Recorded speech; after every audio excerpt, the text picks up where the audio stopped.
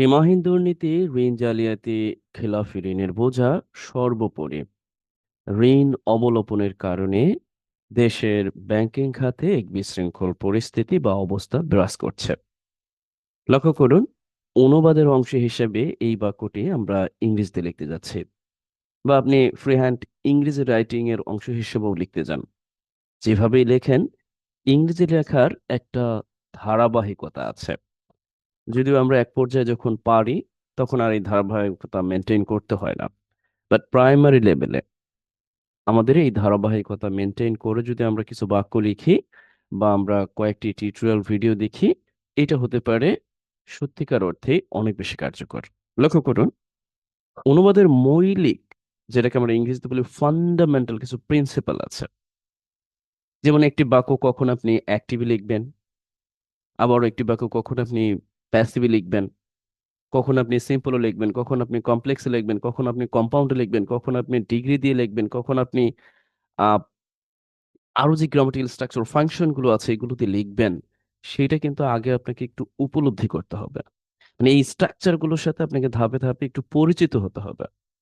যেমন দেখুন, আমি এখানে যারা আপনার মিডল ক্লাস, মানে আমি বলতে চাচ্ছি ইন্টারমিডিয়েট লেভেলে আছেন আর কি, বিশেষ করে অনুবাদ বা লেখালেখির ক্ষেত্রে তাদের জন্য একটা পরামর্শ হলো, আমরা আপাতত এই যে যে একটা ইয়ে আছে, এখানে আমি একটা থিওরি মতো আর কি, না মানে একটা রুলের মতো রেখে দিয়েছি, যে সাবজেক্ট হবে, ভার্ব হবে, অবজেক্ট অর কমপ্লিমেন্ট হবে, অ্যাডভার্বিয়াল প্লেস যদি থাকে, তারপরে adverb of reason, adverb of time, এইগুলোকে আমরা বসাবো। যদি ওই তিনটা ব্যাপারকে আমি কখনোই নির্দিষ্ট করি না, এই তিনটা ব্যাপার সময়ের সাথে সাথে বাক্যের প্রাসঙ্গিকতা ক্রমে বিভিন্ন জায়গায় বসানো যায়। তবে অন্ততপক্ষে এই তিনটা ব্যাপারকে আমরা ঠিক রাখতে পারি, সাবজেক্ট, ভার্ব এবং অবজেক্ট অর কমপ্লিমেন্ট। এটাকে যদি আমরা একটু ঠিক রাখি, তাহলে অপেক্ষাকৃত ভালো হয়। আচ্ছা, চলুন আমরা প্রথমত একটা বাক্য অ্যাক্টিভ হবে নাকি প্যাসিভ হবে সেটা একটু দেখার চেষ্টা করি। সুন্দরভাবে দেখুন, এখানে আমি লিখে দিয়েছি যে একটা সাবজেক্ট। সাবজেক্ট আপনি কিভাবে খুঁজে পাবেন? ভার্বকে প্রশ্ন করবেন, এবং ভার্বকে প্রশ্ন করবেন হু অথবা হোয়াট দিয়ে। এখন আপনি এই বাক্যে একটু প্রশ্ন করুন যে কি বা কে ব্রাশ করছে, তাহলে উত্তরটি আসবে, আপনি পাবেন যে এক বিশৃঙ্খল অবস্থা ব্রাশ করছে। তার মানে এই হলো সাবজেক্ট। এখন এখানে প্রশ্ন আছে বা কথা আছে, এইটা আমরা অ্যাক্টিভলি লিখে ফেলবো। কারণ এই যে বিরাজ করার যেই ইংরেজি শব্দ ভার্ব, সেটা হলো ইন্ট্রানজিটিভ, যার কারণে অ্যাক্টিভলি লিখতে পারবো, কোনো সমস্যা নেই। আমার কথাটা বুঝতে পারছেন?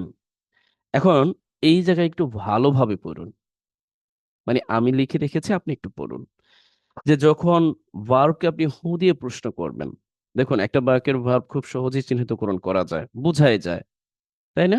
হয়, আমরা তো জানি আসলে বাংলায় কাজগুলো আসলে কি, কিভাবে নির্ণয় করা যায়, এটা বোঝা যায় সহজেই। যখন আপনি হু দিয়ে প্রশ্ন করবেন আর তার উত্তর যদি পাওয়া যায়, সেই বাক্যটি আপনি অ্যাক্টিভে লিখবেন। এখন অ্যাক্টিভে লেখার কিন্তু স্ট্রাকচার আছে, স্বাভাবিকভাবে আমরা যেগুলো লিখি, স্বাভাবিক নিয়ম অনুযায়ী যেগুলো লিখি। কিন্তু যখন, মানে সাবজেক্ট যখন থাকে, সাবজেক্ট যখন কাজ করে, আর সাবজেক্ট যখন অনুপস্থিত থাকে, তখন আমরা মূলত প্যাসিভে লিখি। আর সেই প্যাসিভ বাক্যের সাবজেক্ট কিভাবে নির্ণয় করব? মানে অবজেক্টকে হোয়াট অথবা হুম দিয়ে আমরা প্রশ্ন করব। তখন আমরা উত্তর পাবো যে কি অথবা কাকে দ্বারা প্রশ্ন করলে আমরা অবজেক্ট পাই, আবারও প্যাসিভ বাক্যের সাবজেক্ট পাই। আচ্ছা, সেই বাক্যটি আমাদের প্যাসিভে লিখতে হবে। এখানে কথা আছে, কথা হলো ওয়ার্ড দ্বারা সবসময় উত্তর করলেও, মানে উত্তর পাওয়া গেলেও বাক্যটি যে প্যাসিভই হবে তার কোনো নিশ্চয়তা নাই, যদি ওই বাক্যটি, যেই ভার্ব, সেটা যদি ইন্ট্রান্সিটিভ হয়। এখন আপনাদের মাথায় একটু ঝামেলা, কোনটা ট্রানজিটিভ কোনটা ইন্ট্রানজিটিভ। আচ্ছা, লক্ষ্য করেন, এই যে যে বিরাজ করছে, এই ভার্বটা মূলত হচ্ছে ইন্ট্রানজিটিভ, প্রিভেইল অথবা এক্সিস্ট। দেখুন, যদি বলি কি বিরাজ করছে, তাহলে কিন্তু আপনি উত্তর পাচ্ছেন, তাহলে এটা নিয়ম অনুযায়ী হওয়ার কথা প্যাসিভ, বাট আমরা কিন্তু লিখতেছি অ্যাক্টিভে। কারণ এই বাক্যটি লেখার জন্য যে ভার্বের প্রয়োজন সেই ভার্বটি কিন্তু ইন্ট্রানজিটিভ। আমার কথা বুঝতে পারছেন? যেমন ধরুন আমি কথার কথা বললাম, আজকে একটা অ্যাক্সিডেন্ট, রাস্তায় একটা অ্যাক্সিডেন্ট ঘটেছে, সংঘটিত হয়েছে। এখন এখানেও আপনি যদি ঘটেছে যদি বলেন কি ঘটেছে, তাহলে উত্তর পাবেন অ্যাক্সিডেন্ট ঘটেছে। এখন আপনি বলবেন, ও, তিনি তো দেখিয়েছিলেন নিয়ম অনুযায়ী, এটা তো প্যাসিভ হওয়ার কথা, কি এর উত্তর পাওয়া গেল? মোটেও না। কারণ এই অ্যাক্সিডেন্ট সংঘটিত হওয়ার যে ইংরেজি, সেটা হলো আবার ইন্ট্রানজিটিভ। ঝামেলা হয়ে গেল না? এখন আপনি এইটা কিন্তু ঠিকই আপনার এই যে টেক প্লেস ব্যবহার করতে হবে। এখন টেক প্লেস হচ্ছে ইন্ট্রানজিটিভ ভার্ব, এটাকে আপনি চাইলেই প্যাসিভ করতে পারবেন না। অথবা অকার, অথবা হ্যাপেন, এগুলো হচ্ছে ঘটা অর্থে ইন্ট্রানজিটিভ ভার্ব, এটার কোনো প্যাসিভ ফর্ম নাই। তার মানে এটা কিন্তু আপনি অ্যাক্টিভলি লিখতে হবে। আমার কথা বুঝতে পারছেন? যেমন দেখুন, তবে মোস্ট অফ দ্য টাইম আমরা কি এর উত্তর প্যাসিভেই ব্যবহার করি, শুধুমাত্র ভার্বটি কখন ট্রান্সিটিভ না ইন্ট্রানজিটিভ সেইটার উপর নির্ভর করে। যেমন ধরুন আমি এখন ট্রান্সলেশন ক্লাস নিচ্ছি, তার মানে আমি এখানে উপস্থিত, আমরা এটা অ্যাক্টিভলি লিখবো। কিন্তু আমি যদি বলি আহ, আজ ট্রান্সলেশনের ক্লাস নেওয়া হচ্ছে, দেখুন তো তখন কি আমি আছি? তখন কিন্তু আমি নাই। তখন আপনি যদি প্রশ্ন করেন কি নেওয়া হচ্ছে, তখন আপনি উত্তরটা পাবেন ট্রান্সলেশনের ক্লাস নেওয়া হচ্ছে। তার মানে এই যে কি এর উত্তরটা পেলেন, স্বাভাবিকভাবে আপনি এটা প্যাসিভে লিখবেন। আর আমি যখন বলছি আমি নিচ্ছি, তখন কিন্তু এটা অ্যাক্টিভলি লিখছি। তার মানে মোস্ট অফ দ্য টাইম আমরা যখন ভার্বকে প্রশ্ন করে উত্তর পাবো, তখন আমরা প্যাসিভে লিখবো। সরি, প্যাসিভে লিখবো, কিন্তু যদি ওই বাক্যের ভার্বটি বিশেষ করে ইন্ট্রান্সিটিভ হয়, তখন আমাদের অ্যাক্টিভলি লিখতে হবে। এখন একটা দ্বিধাদ্বন্দ্ব তৈরি হতে পারে, ধুর ছাই কিসের অ্যাক্টিভ, মানে কিসের ট্রানজিটিভ ইন্ট্রানজিটিভ। এই জন্য আমি আপনাদেরকে একটু পয়েন্ট আউট করে দিয়েছি, যদি এই দিকটা একটু লক্ষ্য করেন। আমি বলে দিয়েছি যে আপনি ঠিক কোন জায়গাটা দেখতে পারেন। সি দ্য লিসন 3, এই জায়গাটায় আমাদের ট্রানজিটিভ এবং ইন্ট্রানজিটিভ নিয়ে আলোচনা আছে। প্যাসিভ অ্যাক্টিভের আলোচনায় সেখানে ট্রানজিটিভ এবং ইন্ট্রানজিটিভ ভার্বগুলোকে আলাদা করা হয়েছে। যদিও সমস্ত ট্রানজিটিভ ইন্ট্রানজিটিভ ভার্ব আলাদা করা যায় না, এর বিশেষত হলো আলাদা করা যায় না বলতে আমরা দেখা যায় যে সমস্ত ভার্বই হয় সেটা ট্রানজিটিভ হবে, ইন্ট্রানজিটিভ হবে, লিঙ্কিং ভার্ব হবে, অ্যাক্টিভ হবে, অ্যাকশন ভার্ব হবে, ইনঅ্যাক্টিভ হবে। বেশ কিছু ভার্ব আছে আমরা যেগুলো জানি। আবার সেই ভার্বগুলোর সাথে পরিচিত হওয়া একটু জটিল প্রক্রিয়া মনে হতে পারে, সবার কাছে অগোছালো মনে হতে পারে। আপাতত আমরা এতটুক মনে রাখি যে হু এর উত্তর যদি পাই অ্যাক্টিভলি লিখবো, হুম এর উত্তর পেলে, হোয়াট এর উত্তর পেলে আমরা প্যাসিভলি লিখবো, শুধুমাত্র ট্রানজিটিভ বা ইন্ট্রানজিটিভ এই ব্যাপারটা মাথায় রাখবো। আচ্ছা, এখন চলুন যে ভালোভাবে পড়ুন। এই পর্যায়ে আমরা যদি দেখি যে বাংলা বাক্যের শেষ দিকেই সাধারণত ভার্ব থাকে, আবারও সবসময় নাও থাকতে পারে। কেমন? এখন বলতে পারেন সেটা কেমন? আচ্ছা, যেমন দেখেন, আমি এই একটা পেপার, এটাকে কি করলাম, ক্রাম করে ফেললাম, মানে যেটাকে একেবারে দলামোচা করে ফেললাম। আচ্ছা, এখন ওই যে ফেললাম, তার মানে আমি একটা ভার্ব খুঁজে পেয়েছি শেষের দিকে। এখন এমনও আছে কিছু বাক্য, আপনি লক্ষ্য করবেন যে ওই বাক্যের ভার্বটা সব সময় বাংলা বাক্যের শেষের দিকে থাকে না। অনেক সময় আমরা লক্ষ্য করি এইরকম অর্থে যে সিদ্ধান্তটি নিয়েছেন মিস্টার রহমান, মানে দেখবেন প্রায় সময়, অনেক সময় আপনি লক্ষ্য করবেন। যেমন আমরা যদি এই বাক্যে লক্ষ্য করি, এখানে আমি আপনাদেরকে দেখাচ্ছি,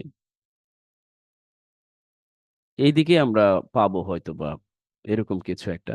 দেখুন, মোস্ট অফ দ্য টাইম আপনি কিন্তু শেষের দিকে ভার্ব পাচ্ছেন, এই দেখুন, যে আবির্ভূত হয়েছে শেষের দিকে পাচ্ছেন।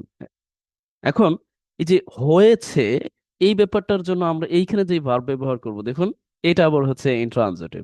That is why here we see and we should write this sentence using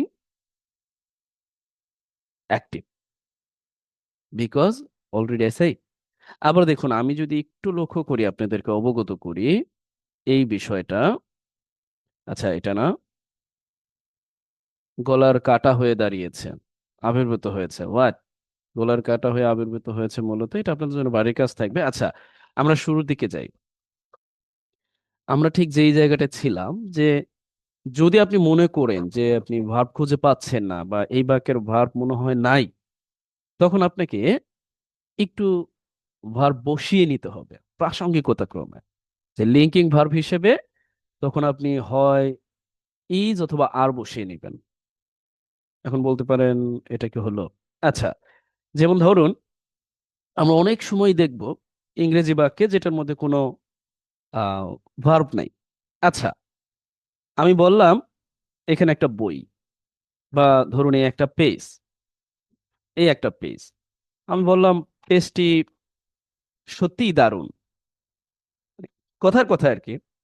বা আমি যে কোনো একটা ফ্যাক্ট, বা ওয়ালেট, আমি বললাম ওয়ালেটটা কালো।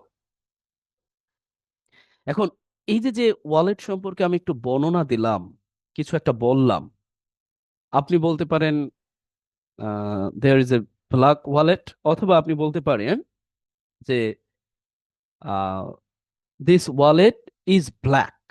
এই যে ইজ ব্যবহার করলেন, আসলে এখানে কি কোনো ভার্বের কোনো ইয়ে আছে, মানে কোনো অর্থ দেয় না। আপনি হয় বলতে পারেন এরকম অর্থে যে ব্ল্যাকটি হয় কালো, কিন্তু আমি কিন্তু হয় বলছি না, আমি কিন্তু বলছি, সরি টু সে, ওয়ালেটটি হয় কালো। আপনি কিন্তু চাইলে হয় বলতে পারেন, কিন্তু আমি তো বলছি না। আমি বললাম যে পেপারটি সত্যি অসাধারণ। এখন এখানে কোনো কি ইয়ে আছে, ভার্ব আছে? নাই।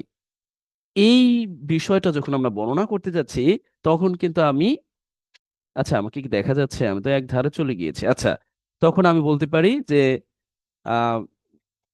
This paper or piece of paper here we C is amazing, is fantastic. এখানে কিন্তু আমরা ইজ অথবা আর এর সাহায্য নিয়েছি। আর অতীত যদি হয় তখন ওয়াজ ওয়ার বোঝা যায়, ছিল অর্থে আমরা দিতে পারি। আচ্ছা, এর পরেও যদি আপনি না বুঝেন, না মেলানো যায়, তখন আমরা রিমেইনের সাহায্যটা নিতে পারি।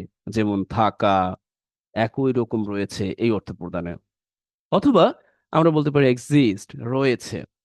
যেমন দেখবেন আমরা বলি না যে আমাদের সমাজে দুর্নীতি রয়েছে, অবস্থান করছে, তখন কিন্তু আপনি এক্সিস্ট ইন্ট্রান্সিটিভ ভার্ব হিসেবে, লিঙ্কিং ভার্ব হিসেবে এই রিমেইন ব্যবহার করতে পারেন।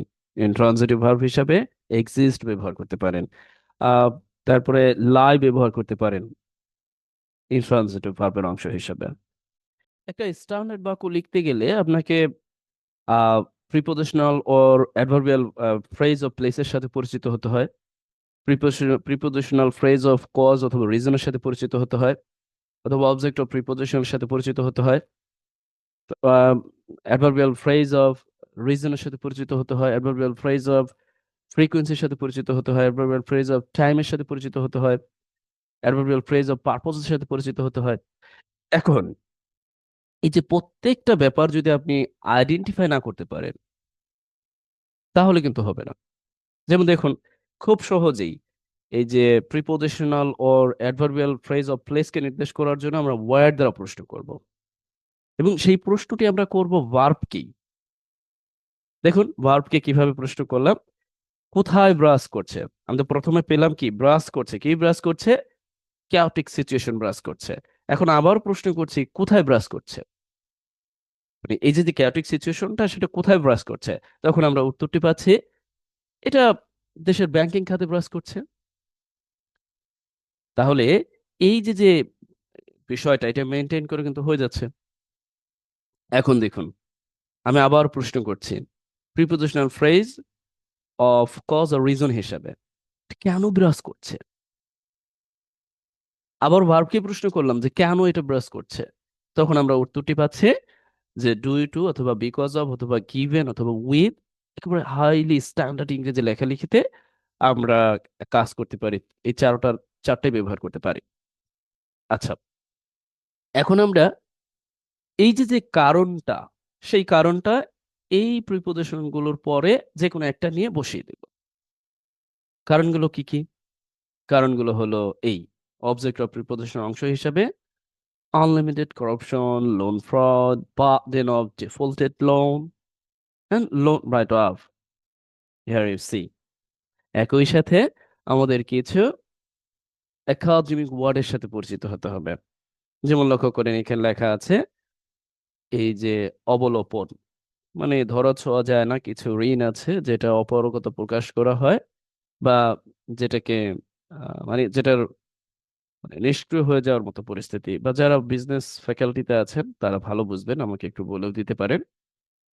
এক কথায় এইটার ইংরেজি যে রাইট অফ, এইটা কিন্তু আপনাকে জানতে হবে। মানে দেখুন এই ব্যাপারটা, এটা কিন্তু আমার কাছেও একটা কেমন যেন মনে হয়েছে, কারণ এই টার্মটার সাথে আমি পরিচিত না, বাট এটা এইভাবেই লিখতে হবে। বা আপনি অন্য কোনো টার্ম ব্যবহার করতে পারেন যেটা ঠিক অবলোপন নির্দেশ করে। তার মানে আপনি আমি এই জাতীয় ফ্যাক্ট গুলোর সাথে যদি একবার দুইবার তিনবার চারবার ভালোভাবে পরিচিত হয়ে যাই, তারপরে কিন্তু আমরা দারুণভাবেই ইংরেজি লিখতে পারবো বলে আশা ব্যক্ত করি। এখন অনেকে বলবেন এটা কি শুধু অনুবাদেই কার্যকর? নাও, আপনি চাইলে যে কোনো প্রয়োজনীয়তা ব্যবহার করতে পারেন, কেন শুধু শুধু শুধুই অনুবাদ করতে হবে? আপনি লেখালেখি তো এই ব্যাপারটা মাথায় রাখুন। ধরুন আমরা এখান থেকে কিচ্ছু দেখবো না, একটা বাক্য লিখতে যাচ্ছি। বাক্যটা কি? আমি বললাম এই অর্থে বর্তমান সময়ে আমরা যা দেখছি তাতে মনে হচ্ছে, দেখুন, বর্তমান সময়ে আমরা যা দেখছি তাতে মনে হচ্ছে, এই বাক্যটা আপনি লিখুন, এরপর লিখে দেন যে বাংলাদেশ আবারও ঠিক দুর্নীতির কবলে পড়তে যাচ্ছে। যদিও এখনো পর্যন্ত পুরোপুরি আভাসটা পাওয়া যায়নি, তবে যেতে কতক্ষণ। বাট সমস্যাটা হলো আমরা সকলেই দুর্নীতিপরায়ণ, যে যেভাবে পারি দুর্নীতিতে মত্ত হয়ে ওঠে। অবশ্য পরিবর্তন হতে সময় লাগবে, তবে আমরা আশা ব্যক্ত করি আমরা একদিন পরিবর্তন হব, হয়তো আমাদের পরবর্তী প্রজন্ম দেখবে। আচ্ছা, এটা যেহেতু আমাদের পেইড বেসের ক্লাস, আহ সাথে সোশ্যাল মিডিয়াও পেতে পারেন ফ্রি অফ চার্জ, আপনি যেখান থেকেই পান।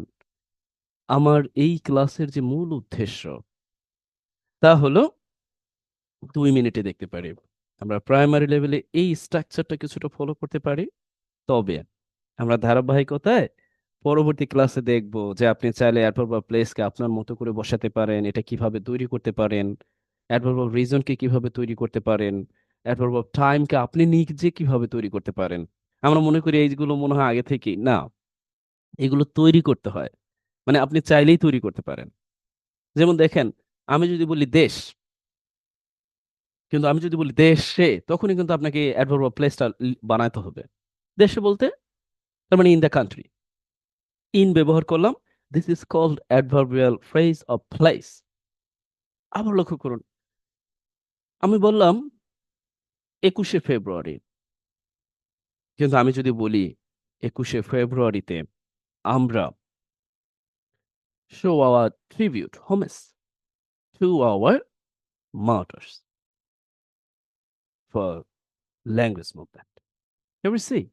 এই যে যে অন 21st ফেব্রুয়ারি ব্যবহার করলাম, এই যে অন ব্যবহার করে আমরা মূলত অ্যাডভার্ব অফ টাইম তৈরি করলাম। না, আমরা মনে করি মূলত এগুলো আগে থেকে এক্সিস্ট করে। Not like that. আপনাকে মূলত এগুলো তৈরি করা শিখতে হবে আলাদাভাবে।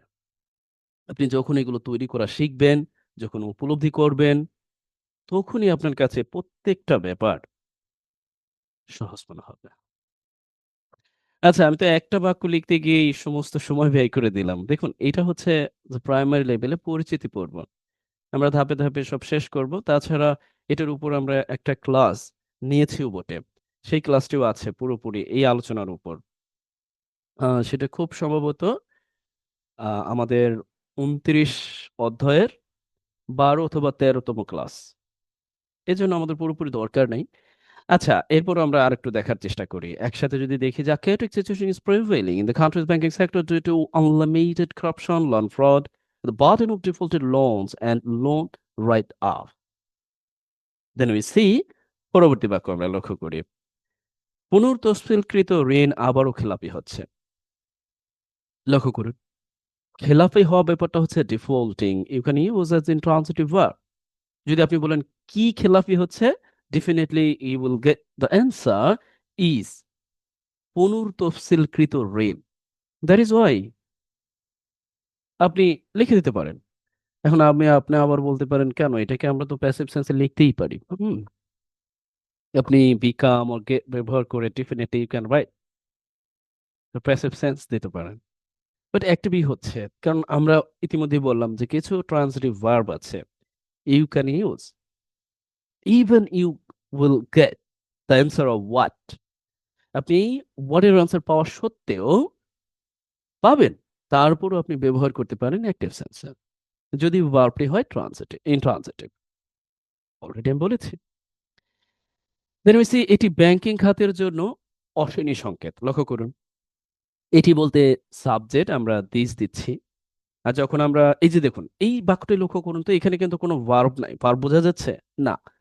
এইজন্য আমরা বলে দিয়েছি যে আপনি লিঙ্কিং ভার্ব হিসেবে ইজ এর সাহায্যটা নিবেন বা আর এর সাহায্যটা নিবেন ভার্ব বোঝা না গেলে। এখন আপনি কমপ্লিমেন্ট অর অবজেক্ট হিসেবে বসায় দিলেন দেন ওয়ার্নিং অর অনিমাস সাইন অমিনাস সাইন। দেন আমরা এই যে প্রিপোজিশনাল ফ্রেজের অংশ হিসেবে ব্যাংকিং খাতের জন্য বোঝাতে লিখে দিতে পারি for the banking sector. This is called prepositional phrase of purpose. কিসের জন্য? ব্যাংকিং খাতের জন্য। এরপর একসাথে আপনি এইভাবে দেখে নিতে পারেন। চতুর্থ বাক্যটি যদি আমরা একটু লক্ষ্য করি যে আমানত সংগ্রহে ব্যয় বৃদ্ধির চাপের আধিক্য লাগামহীন দুর্নীতির কারণে। দেখুন এই যে এই অংশটা যে আপনাকে একটা কারণে দিয়ে প্রিপোজিশনাল ফ্রেজ দিয়ে একটা ফ্রেজ তৈরি করতে হবে এইটা কিন্তু আগে আপনাকে বুঝতে হবে কেন। আচ্ছা আপনি যদি ভার্বকে প্রশ্ন করেন কি উত্তর পাবেন দেখুন তো। ভার্বকে আপনি কে বা কি দিয়ে প্রশ্ন করবেন? আসতে পারছে না। কে আসতে পারছে না? তাহলে আপনি উত্তরটি পাবেন ব্যাংকগুলো আসতে পারছে না। যদিও অবজেক্ট বা কে দিয়ে আমরা প্রশ্ন করছি নো প্রবলেম। তার মানে এখানে সাবজেক্টটা হচ্ছে ব্যাংকগুলো। ভার্ব কি আসতে পারছে না বের হয়ে, তার মানে ক্যানট গেট আউট অথবা কাম আউট যেটা আমরা বলি না কেন। এখন আপনাকে মানে কি থেকে বের হয়ে আসতে পারতেছে না? অবজেক্ট অফ প্রিপোজিশন অংশ হিসেবে যে of high interest rate or you can hear from high interest rate. কিন্তু আমরা এখানে যে গেট আউট অফ ব্যবহার করেছি এটা হচ্ছে একটা একসাথে আমরা ফ্রেজাল ভার্ব হিসেবে ব্যবহার করে থাকি। That is why you don't need use the preposition from. Okay, preposition পরে আমরা যেই অংশটা ব্যবহার করি this is called noun phrase. এটা আমাদের মনে রাখাটা জরুরি বটে। আচ্ছা এখন আমরা একটু দেখার চেষ্টা করি যে আমানত সংগ্রহের ব্যয় চাপের আধিক্য লাগামহীন দুর্নীতির কারণে। এই পুরো অংশটা একসাথে একটা ফ্রেজ আকার তৈরি করতে হবে। এটার কারণ কি জানেন? এর কারণ হলো আমরা কারণে বোঝাতে টু তারপরে বিকজ অফ যেটা আমরা পূর্ববর্তী দেখে আসলাম যেকোনো একটা ব্যবহার করে দিব। And this is called prepositional phrase of cause or reason. এখন অনেকে বলতে পারেন আপনি অবলিক দিয়ে দুইটাই লিখে রাখছেন কেন? দেখুন এই prepositional phrase or adverbial phrase এটা ভাই বোন। এজন্য একটু বলেই দেই। এটার মূল কারণ হচ্ছে প্রিপোজিশনাল ফ্রেজের সংজ্ঞাটা হলো যদি কোনো নাউন ফ্রেজ এর পূর্বে প্রিপোজিশন থাকে। আমি আবার বলছি। তার মানে একটা নাউন ফ্রেজ যখন প্রিপোজিশন দিয়ে শুরু হয় definitely you can call the phrase is prepositional phrase. আবারও কখন হয়েছে, কোথায় হয়েছে, কিভাবে হয়েছে এই উত্তরটি যখন পাওয়া যায় তখন ওই একই প্রিপোজিশনাল ফ্রেজকে আপনি অ্যাডভার্বিয়াল ফ্রেজ নামে ডাকতে পারেন। কথাটা বুঝতে পারলেন তো? এখন বলতে পারেন এই দুটোর মধ্যে কোনো পার্থক্য আছে? পার্থক্য এতটুকুই। পার্থক্যটা হলো আপনি ফ্রেজ তো চাইলেই প্রিপোজিশন ছাড়া তেমন একটা তৈরি করতে পারবেন না। প্রিপোজিশন দিয়েই তৈরি করতে হবে আপনাকে। আমার কথা বুঝতে পারছেন? ফ্রেজ কিন্তু প্রিপোজিশন ছাড়া তৈরি হচ্ছে না। তবে কিছু ফ্রেজ আছে আমরা স্বভাবতই পেয়ে থাকি সেটা আলাদা ব্যাপার। But most of the time we see all of the phrases consisted of preposition. But if you wanna define and where are the prepositional phrase, where the adverbial phrase, definitely, maybe you are not on the right way. Define করতে হবে না। আপনি বুঝে নিন দুটার যেকোনো একটা। because you're not on the you whatever at the primary stage, right? আপনি এমন একটা স্টেজে আছেন, এমন একটা পর্যায়ে আছেন, এখন তো এগুলো নির্ণয় করার সময় না। মূলত বোঝা উচিত যে এটা প্রিপোজিশনাল ফ্রেজ, এটা অ্যাডভার্বিয়াল ফ্রেজ, একই রকম, যেহেতু প্রিপোজিশন যুক্ত করে হয়েছে।